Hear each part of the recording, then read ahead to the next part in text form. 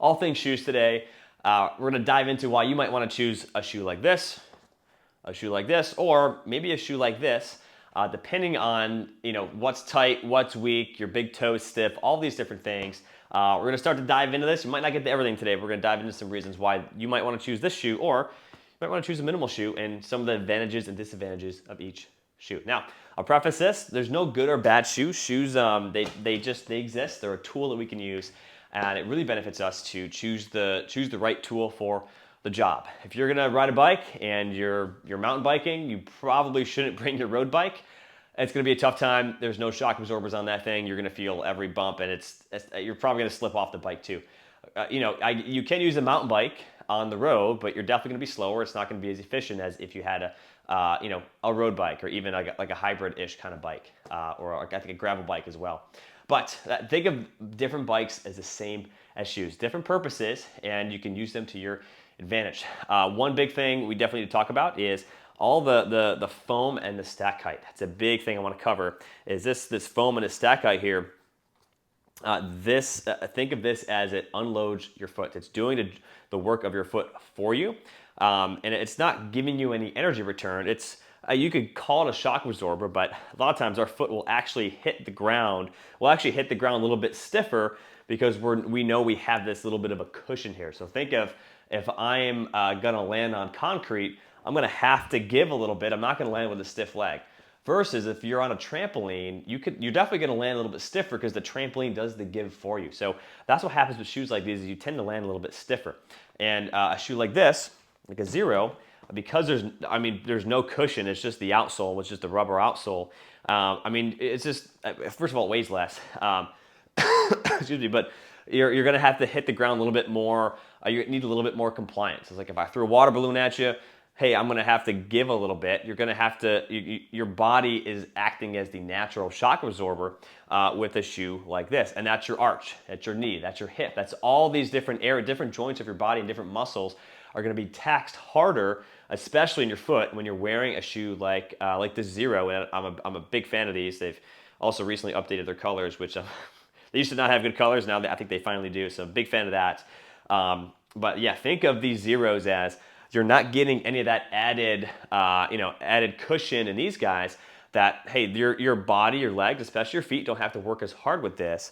And when they're in the Zero, they have to work harder. That's why a lot of people, when the Five Fingers came out back in, I was in high school, it was like 2009, 2008, 2010, people got injured because they just switched from, maybe it wasn't a Hoka, maybe it was something like this Ultra, believe this is the Paradigm. It went from this to a shoe that has no heel lift in it, no rear foot rocker, no forefoot rocker, just a very floppy shoe, no stiffness to it, and their foot had to do much more of the work. Their calf had to do more work, their body had to work harder, and their body was nowhere near ready to handle that, and then they got plantar fasciitis, Achilles tendinosis, they blew up because of it, and then it was like, Five Fingers is the problem. Well, and not a bad shoe, no bad shoes, it's just we have to make sure you're ready for that. So big thing with this shoe is you have to make sure your foot, your big toe, everything is on point and working the way it should, and strong, and you have an arch that is active is probably the number one thing.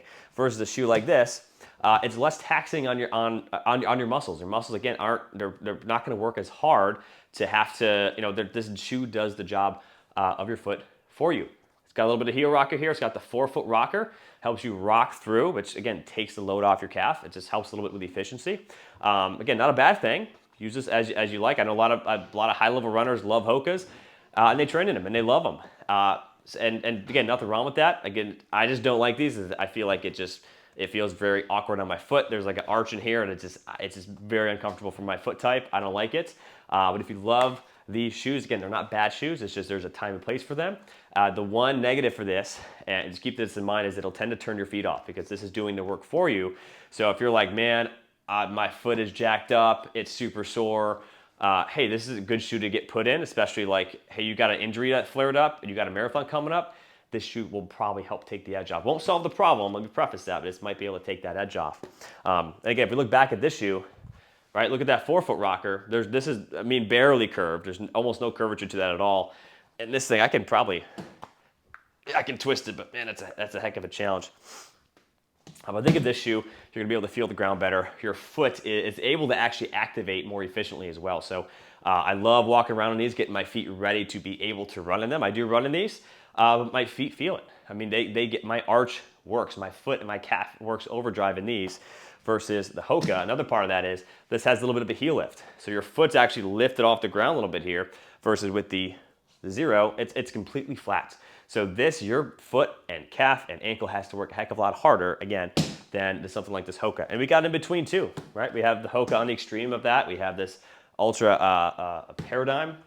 I believe it's a Paradigm and this is pretty used too. On the kind of in the middle here where this is relatively, this is zero drop. A little bit of a 4-foot rocker here, obviously some stack height and some cushion. I can twist this pretty easily, but this is kind of right in the middle where, hey, if I'm looking to get more into barefoot shoes or I want a kind of a neutral or just all around trainer, this is a pretty good shoe. I mean, it's twistable. I love shoes that are flexible. I don't think we should have all this stuff here. We talked about that in another video, but we have all these different types of shoes, and I want you guys to be able to use them as tools. And a quick little summary, this is for, hey, you want to train your foot and you want to really use your body to its fullest potential when you're running. Hey, this shoe is probably for you. If you love this shoe and love the way it feels, go for it. But if you're like, man, my foot is jacked up, it's sore, it's tired, throw on something like this. It's gonna take that edge off the feet. And if you got a little bit of an ache or pain going on, this shoe will most likely take the edge off. It's gonna do a little bit of that work for you.